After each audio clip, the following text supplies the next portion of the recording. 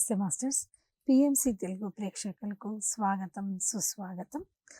మనతో ఉండరు బ్రహ్మశ్రీ ప్రేమ్‌నాథ్ సార్ గారు.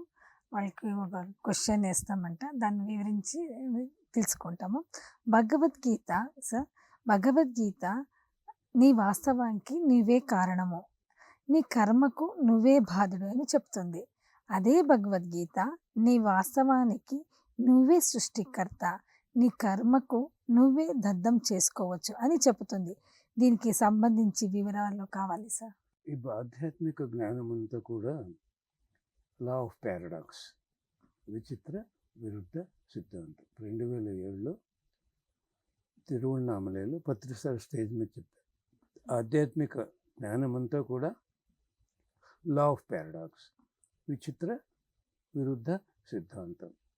ఒక మాస్టర్ వస్తాడు, ఒక స్టేట్మెంట్ ఇస్తాడు, నిదానమే ప్రధానము అని. ఇంకొక మాస్టర్ వస్తాడు, ఆలస్యం అమృతం విషం అంటాడు. మరి ఏది దీనిలో సరి అయినది అని తెలుసుకోవాలంటే రెండూ సరి అయినవే. వాటిని ఎలా ఉపయోగించుకోవాలో జ్ఞానం కావాలి. మాట్లాడేటప్పుడు నిదానమే ప్రధానం. ఈ మాట నోరు జారిందంటే మళ్ళీ వెనక్కి తీసుకోలేం. కనుక మాట మాట్లాడేటప్పుడు నిదానమే ప్రధానం.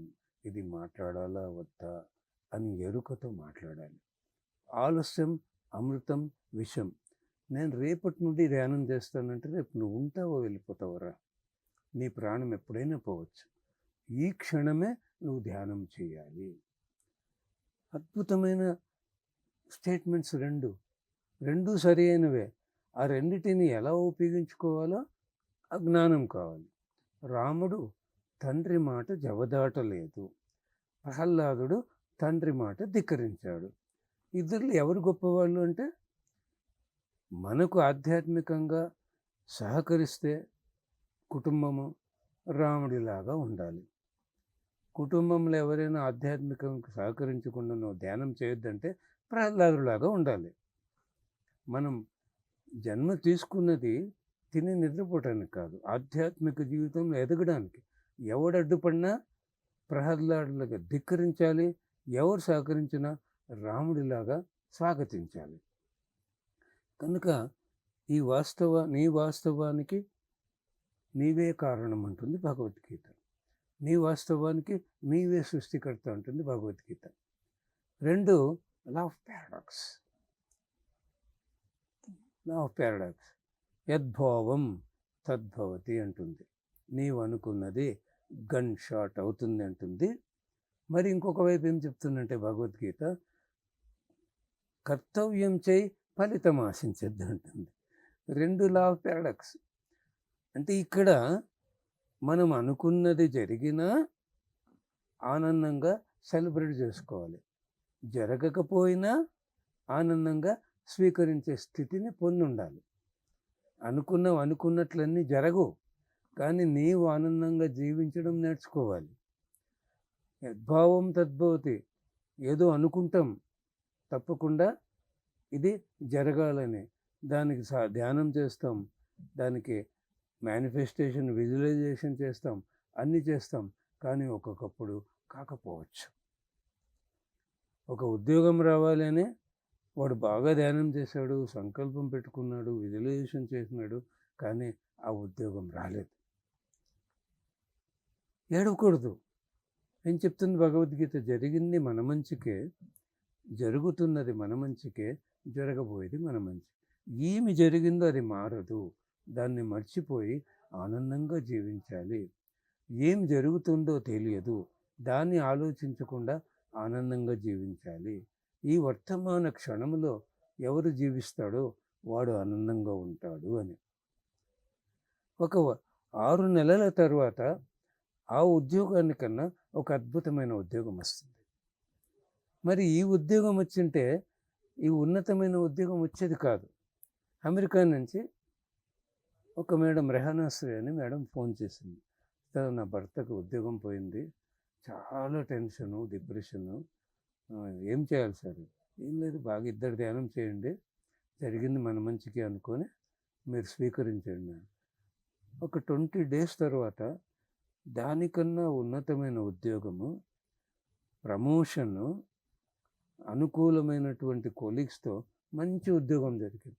ఆ ఉద్యోగం వాళ్ళు తీసేయకపోతే అలాగే ఉంటాడు వాడు. వానికి ప్రమోషన్ రాదు, అనుకూలమైన వాతావరణం ఉండదు. మళ్ళీ ఉద్యోగం పోవడం మంచిదే కదా. కనుక ఈ లా ఆఫ్ పారాడాక్స్ అనేది ఒక అద్భుతం. నీ వాస్తవానికి నీవే కారణం అంటే జన్మ తీసుకునే ముందు స్త్రీ జన్మ తీసుకోవాలన్నా, పురుష జన్మ తీసుకోవాలన్నా, రంగు ఎలా ఉండాలి, రూపం ఎలా ఉండాలి, ఆకారం ఎలా ఉండాలి, ఎవరిని పెళ్లి చేసుకోవాలి, ఏ ఊళ్ళో జీవించాలి, ఏం ప్రొఫెషన్ ఉద్యోగం, డాక్టర్ కావాలన్నా, యాక్టర్ కావాలన్నా, రైతు కావాలన్నా, హౌస్ వైఫ్ కావాలన్నా, కుటుంబంలో ఎవరెవరు ఉండాలి, మనల్ని ఎవరెవరు బాగా పీక్కు తినాలి, ఎవరెవరు అంత ఆనందం ఇవ్వాలి, story, screen play, direction, production అంతా మనదే. మనం అంగీకరించి అన్నీ ఒప్పుకొని ఆనందంగా జీవిస్తే సినిమా హిట్, లేదంటే సినిమా పట్టు. ఆ సినిమా హిట్ పట్టు ఎవరి చేతిలో ఉంది? మన చేతిలో. కాబట్టి ఎవరి వాస్తవానికి వాళ్ళే కారణమనే జ్ఞానం ఎప్పుడు గుర్తుపెట్టుకున్నప్పుడు మనం అంగీకరిస్తాం జీవితాన్ని, జన్మను, రూపాన్ని. కదా, ఈ రూపం మారదు, ఈ దేహం మారదు, ఈ జన్మ మారదు. స్వీకరిస్తే ఆనందం, ఆశిస్తే దుఃఖము. మరి జీవితాన్ని మార్చుకోవచ్చు. అంటే అనుభవించాల్సిన కర్మనే మనం అనుభవించకుండా ఆనందంగా సెలబ్రేట్ చేసుకోవచ్చు. కర్మ అనేది చాలామందికి ఒక అభిప్రాయం ఏమిటంటే ఇది పనిష్మెంట్, శిక్ష. ఒక అజ్ఞాని ఇది పనిష్మెంట్, శిక్ష అనుకుంటాడు. కర్మ ఏం కర్మరా బాబు అనుకుంటాడు. ఒక జ్ఞాని శిక్షణ అనుకుంటాడు. నేను ఆత్మ ఎదగడానికి నాకు ఇదొక పాఠము, నేను నేర్చుకోవాల్సింది ఏదో జన్మలు మిగిలిపోయింది, నేను నేర్చుకోవడానికి నేనే ఈ కర్మను నేనే తెచ్చుకున్నాను అంగీకరించి ఆనందంగా ఉంటాడు. కర్మ ఉందే అంటే ఉంది, కర్మ లేదా అంటే లేదు. లా ఆఫ్ పారాడాక్స్. ఉందా అంటే ఉందంటాం, లేదా అంటే లేదంటాం. లా ఆఫ్ పారాడాక్స్ ఇది. ఇంట్లో ఎవరో అవమానించారు, కోడలు, అత్తగారు, తోడి కోడలు, ఆడబిడ్డను. ఒక జ్ఞాని మానం మధురం, అవమానం మధురం. ఓ, నాకు పరీక్ష పెట్టారు, నేను దీన్ని ఆనందంగా స్వీకరిస్తున్న ఆత్మ ఎదుగుతుంది అని స్వీకరిస్తాడు. ఓకే, థ్యాంక్ యూ, నా కర్మ పోయిందని ఒప్పుకుంటాడు. ఆనందం. వాడి కర్మ లేదు. ఒక అజ్ఞాని నన్నెందుకు అవమానించాడు, నన్నెందుకు ఇంత బాధ పెట్టారు, వాడి కర్మ ఉంది, వాడు ఏడుస్తుంటాడు. కాబట్టి ఇది కర్మ ఉంది అంటే ఉంది, కర్మ లేదా అంటే లేదు. సంపూర్ణమైన జ్ఞానం అర్థం చేసుకున్న వరకు ఈ కర్మ సిద్ధాంతము, నా వాస్తవానికి నేనే సృష్టికర్త అనేది మనం అంగీకరించలేము. నా వాస్తవానికి నేనే సృష్టికర్త అనేది నా కర్మ ఫలితాన్ని నేను ఎలా కావాలో మార్చుకోగలను, నేను సృష్టించుకోగలను. నా జీవితానికి కావాల్సిన దాన్ని నేను మార్చుకోగలను. సాధ్యమే అది. ఇదంతా అద్భుతమైన జ్ఞానం. గత జన్మలో చేసిన కర్మ సృష్టి, ఇక్కడ అనుభవించే కర్మ స్థితి. జ్ఞానముతో ఆ కర్మను లయము చేసుకునేది మనమే. సృష్టికర్తలు మనమే, స్థితికర్తలు మనమే, లయకర్తలు మనమే. గత జన్మలో చేసిన పాపపు కర్మలు ఇక్కడ దుఃఖానికి కారణం, అజ్ఞానానికి కారణం. మన అజ్ఞానము మన దుఃఖానికి కారణం. గత జన్మలో చిన్న పుణ్యకర్మలు ఇక్కడ మనకు ఆనందాన్ని ఇస్తాయి. అంటే గత జన్మలో నీవు ఎటువంటి జ్ఞానముతో ఎటువంటి కర్మలు చేశావో ఆ కర్మలు ఇక్కడ అనుభవించక తప్పదు. కానీ నీవు పొందిన జ్ఞానముతో జ్ఞానాగ్ని దగ్ధ కర్మణ, ఆ కర్మను లయం చేసుకోవచ్చు. నేను ఆదోనిలో ఉన్నప్పుడు ఇంటింటికి వెళ్ళి నేను ధ్యాన ప్రచారం చేసేవాడిని. అప్పుడు మొబైల్ లేదు, ల్యాండ్లైన్ ఫోన్ కూడా ఎక్కడో ఉండేవి. ఒకరోజు ఒక సాయంకాలం ఒక ఇంటికి వెళ్ళాను. ఒక 5-6 కలిశారు. ఒక మేడం ఏడుస్తూ ఉంది.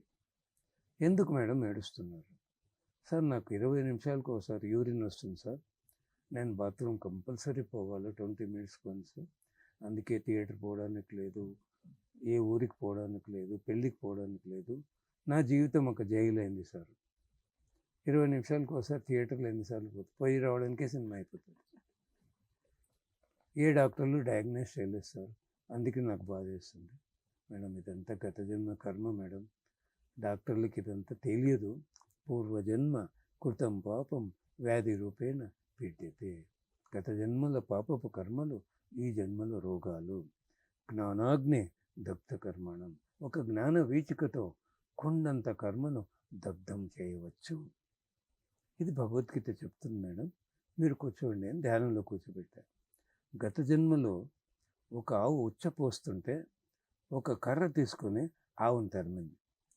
మనల్ని తరిమితే ఎలా ఉంటుంది? అందుకే ఆ కర్మ, ఆ ఆవుకు పెట్టిన బాధ ఇక్కడ కర్మ. అది సృష్టి, ఇది స్థితి. మేడం ఆవు పాదాలు పట్టుకోండి, క్షమాపణ కోరుకోండి, మీ ప్రేమనంతా అందించండి. నేను ఎంత పాపం చేశాను, నన్ను క్షమించమని మీరు ప్రాయశ్చిత్తం చేసుకోండి. ఇక నేను ఇటువంటి పాపపు కర్మలు చేయను, అందరికీ జ్ఞానాన్ని అందిస్తానని పరిహారం చేసుకోండి. ఒక 3 గంటలు 41 రోజులు ధ్యానం చేయండి మేడం అంటే లయం అయిపోయింది వ్యాధి. ఆనందం. మరి కర్మను లయం చేసుకుంది కదా.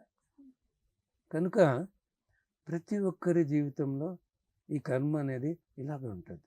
మన వాస్తవానికి మనమే సృష్టికర్తలు. అంటే మనకున్న జ్ఞానముతో ఎన్ని అద్భుతాలైనా సృష్టించుకోవచ్చు. బళ్ళారిలో గీతా యాదవ్ మేడం అని ఒక మేడం ఉంది. ఆ మేడంకు కనిపించినంతంటే అది ఖచ్చితంగా అవుతుంది. థర్డ్ ఐలో డెఫినెట్గా ఏం జరుగుతుందో ఆమెకు తెలుస్తుంది, డెఫినెట్గా అవుతుంది. ఆమె 6 సంవత్సరాలు బెడ్ మీద ఒక పేషెంట్గా ఉండి చచ్చిపోదాము, ఈ జీవితమే వద్దనుకున్న ఆవిడ ధ్యానం 24 గంటలు, 30 గంటలు, 72 గంటలు చేసి చక్కని ఆరోగ్యం పొంది ఆనందంగా ఉన్న సమయంలో థర్డ్ ఐలో ఆమె మరణాన్ని చూసుకుంది. ఆమె శవాన్ని అలా పడుకోబెట్టారు. భర్త, పిల్లలు అందరూ ఏడుస్తున్నారు. అది చూసుకుంది. ఆమెకి ఎక్కడ లేని దుఃఖం. ఇప్పుడు జీవిద్దాము, బాగుంది జీవితం అంటే ఇది ఏంటి అని అప్పుడు నాకు ఫోన్ చేసింది. మేడం మీరు ఆకాశిక్ రికార్డ్స్కి వెళ్ళండి. ఆకాశిక్ రికార్డ్స్ అంటే చిత్రగుప్తుడి చిట్టా అంటారు. మన జీవితం అంతా అక్కడ ఉంటుంది. మనం పుట్టక ముందు మనం రాసుకొని వచ్చింటాం, ఎలా జీవించాలి, ఎప్పుడు ప్రాణం పోవాలి అన్నీ. ప్రతిసారి ఆకాశిక్ రికార్డ్స్ తీసుకెళ్ళాడు. అక్కడ ఆమె రాసుకున్నదంతా తుడిచేసాను.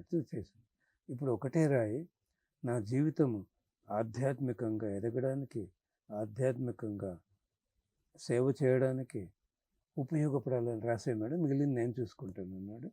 ఆమె ఆ మరణాన్ని పోగొట్టుకుంది. మరి మరణాన్నే మార్చుకుందా? మరి ఎంత జ్ఞానం ఉంది మనకు. మన వాస్తవాన్ని మనం ఎలా అద్భుతంగా సృష్టించుకోవచ్చు కదా. అందుకే మై డియర్ ఫ్రెండ్స్, మనమందరం కూడా ఈ భగవద్గీత జ్ఞానాన్ని చదివితే అర్థం లేదు, లాభం లేదు. చదివి అర్థము చేసుకుని ఆచరించి ఆనందంగా జీవించాలి. ఈ కర్మ సిద్ధాంతం అనేది ఒక చిన్నగా ఇంత చెప్పడానికి వీలు కాదు. కర్మ సిద్ధాంతం గురించి ప్రతిసారి రకరకాలుగా చెప్తాడు. అంటే అంత జ్ఞానం అది. కొండంత కర్మను చేసినా ఒక జ్ఞాన వీచికతో దగ్ధం చేయవచ్చని ఒకవైపు భగవద్గీత చెప్తుంది. ఇంకొక వైపు ఏం చెప్తుంది? నువ్వు ఎంత కర్మ చేసినా 90% మాత్రమే నీవు దగ్ధం చేసుకోగలవు. 10% తప్పకుండా ఎవరైనా అనుభవించి తీరాలి. అందుకే చెప్తాడు, గొడ్డలితో పోయేది గోటితో పోయింది అంటారు. యాక్సిడెంట్ అయ్యి కాలు ఇరిగిపోయేది గోరిపోతుంది, ప్రాణం పోయేది కాలు ఇరుగుతుంది. మరి ఆ 10% కర్మ అనుభవించడమే ఎంతో కష్టంగా ఉంటే 100% కర్మ ఎంత భయంకరం. అందుకే మిత్రులారా, ఈ పాపపు కర్మలు, మాంసాహారం భుజించే పాపపు కర్మని మొట్టమొదట అందరూ వదిలివేయాలి. ఎందుకంటే జీవహింస మహాపాపము, అహింస పరమధర్మం. ధ్యానము స్వధర్మం. ధర్మో రక్షిత రక్షిత. ఎవరు శాకాహారులుగా మారి ధ్యానము చేస్తారో వాళ్ళని ఆ ధర్మము కాపాడుతుంది, ఇంకెవరు కాపాడరు. అందుకే తెలుసుకోవాలి ఈ కర్మ సిద్ధాంతం అనేది ఏమిటి అని.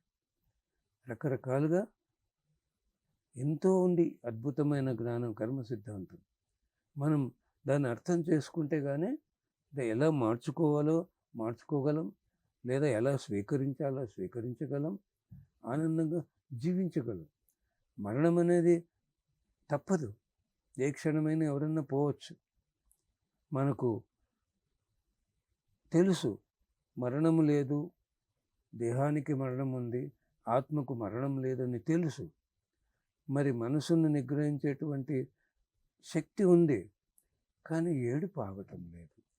కారణం ఏమిటంటే అందుకే 3 సంపదలు ఉన్నాయి: శక్తి, జ్ఞానము, స్థితి. ఈ డబ్బు, నగలు, ఇల్లు కాదండి, ఇవి 3 సంపదలు సంపాదించుకోవాలి. శక్తి, జ్ఞానము, స్థితి. మన ఆత్మీయులు ఇంట్లో భార్యను, భర్తను, తల్లు, తండ్రి, బిడ్డను మరణిస్తే మరణం లేదు, ఈ ఆత్మ పైలోకంలో హ్యాపీగా ఉంది అని తెలిసిన ఎందుకు ఏడుపు వస్తుందంటే తట్టుకునే స్థితి లేదు. ఆ తట్టుకునే స్థితి కేవలం సాధనతో వస్తుంది. ఎంత సాధన పెంచుకుంటూ పోతామో ఆ స్థితిని ఒక్కసారి పొందితే మరి దాన్ని కోల్పోం. మా నాన్నగారు ప్రాణం వదిలారు, నాకేం దుఃఖం కలగలేదు. మా అమ్మ కూడా ఎవరు ఏడవద్దని, మా అమ్మ కూడా బాగా ధ్యానం ఆమె కూడా ఆ స్థితిని పొందింది. సాధన చేసింటే పొందాము ఆ స్థితి. మా అమ్మగారు ప్రాణం వదిలినప్పుడు కూడా నాకేం బాధ కలగలేదు. ఎందుకు? అప్పుడు మా నాన్న పోయినప్పుడే ఆ స్థితి పొందాను, ఆ స్థితిలోనే ఉన్నాను. ఎప్పుడు ఏం జరుగుతుందో ఎవరికి తెలియదు. మానం మధురం, అవమానం మధురం, జననం మధురం, మరణం మధురం, యోగం మధురం, వియోగం మధురం, కలిమి మధురం, లేమి మధురం, శీతం మధురం, ఉష్ణం మధురం, సుఖం మధురం, దుఃఖం మధురం, జయం మధురం, అపజయం మధురం. ఒక జ్ఞాని ఎలా మధురంగా తీసుకోవాలో రెండింటిని, ద్వంద్వాలని ఆ జ్ఞానికి తెలుసు. అందుకే ఆ జ్ఞాని ఆనందంగా సెలబ్రేట్ చేసుకుంటాడు. ఒక శ్రీరామచంద్రుడు దానికి ఉదాహరణ. ఆయన జీవితంలో చిన్నతనము నుంచి కూడా చివరి వరకు ఎక్కడైనా సుఖం ఉందంటే మనం కావాలనుకున్న సుఖం లేదు అక్కడ. ఇప్పుడు సమ్మర్ హాలిడేస్ వదిలితే పిల్లలు వస్తారు, ఎంతో ఆనందంగా హాలిడేస్ అని గడుపుతారు. ఆ గురుకులం అయిపోయింది, సమ్మర్ హాలిడేస్ వదిలేరు. రాముడు, లక్ష్మణుడు ఇద్దరు వచ్చారు రాజ్యానికి. విశ్వామిత్ర వచ్చాడు, అడవులకు తీసుకెళ్ళాడు హాలిడేస్లో. పోనీ అడవుల నుంచి తిరిగి వచ్చాడు రామచంద్రుడు. పొద్దున్న రాజు కావాలా, రాజు కాలేకపోవడం ఎంత అవమానం. కానీ తండ్రి మాట జవదాటక, సంతోషం, మీరు చెప్పినట్లు నేను అడవులకు వెళ్తాను అన్నాడు. బాధపడలేదు, అవమానాన్ని మధురంగా తీసుకున్నాడు. రాజు కావాలనుకున్నవాడు కాలేదు, అపజయాన్ని మధురంగా తీసుకున్నాడు. అడవుల్లో ఏమన్నా ఏసీ ఉంటుందా, ఫ్రిడ్జ్ ఉంటుందా, జనరేటర్ ఉంటుందా, సుఖం ఉంటుందా? ఒక చిన్న కుటీరంలో, గుడిసెలో ఉన్నాడు. ఆ సుఖాన్ని, ఆ దుఃఖాన్ని సమంగా తీసుకున్నాడు. కుటుంబానికి 14 ఏళ్ళు దూరంగా ఉన్నాడు, ఏ రోజు ఏడవలేదు. ఆ వియోగాన్ని మధురంగా తీసుకున్నాడు, అన్నీ మధురంగా తీసుకున్నాడు. తండ్రి మరణించాడు, వెళ్ళిపోవడం మేలు, ఈయన ఏడుస్తూ ఉన్నాడు, పైలోకంలో హాయిగా ఉన్నాడని ఆ మరణాన్ని మధురంగా స్వీకరించాడు. వనవాసానికి కారణమైన కైకేయి మాత పాదాలకు నమస్కరించి ఏమన్నాడు? తల్లి, ఈ వరము నీ వల్ల దక్కింది, నేను కోరుకుంటే నా తండ్రి అడవులకు పంపడు. ఆ వనవాసం, ఆ సమయం అంతా మేము సాధన చేసుకోవడానికి, ఋషుల సాంగత్యం చేయడానికి, మేమెంతో ఎదగడానికి ఉపయోగపడే వరం మాకు నీ వల్ల దక్కింది. నీకు కృతజ్ఞతలు. భవిష్యత్తులో కూడా నా ప్రియమైన రాముడికి ఎంత బాధ కలిగించాను, ఎప్పుడు ఏడవకు తల్లి అని ఆ శ్రీరాముడు అలా ప్రార్థించాడు. ఇదండి కర్మ సిద్ధాంతం. ఎవరి వాస్తవానికి వాళ్ళే సృష్టికర్తలు, ఎవరి వాస్తవానికి వాళ్ళే కారణం అనేది ఈ జ్ఞానమంతా పొందితే జీవితం సెలబ్రేషన్, ఆనందంగా జీవించవచ్చు. ఇది అందరికీ సాధ్యమయ్యే జ్ఞానమే. అందుకే మిత్రులారా, కర్మ ఉందే అంటే ఉంది, కర్మ లేదు అంటే లేదు. నీ వాస్తవానికి నీవే కారణమని అంగీకరిస్తే ఆనందంగా ఉంటావు.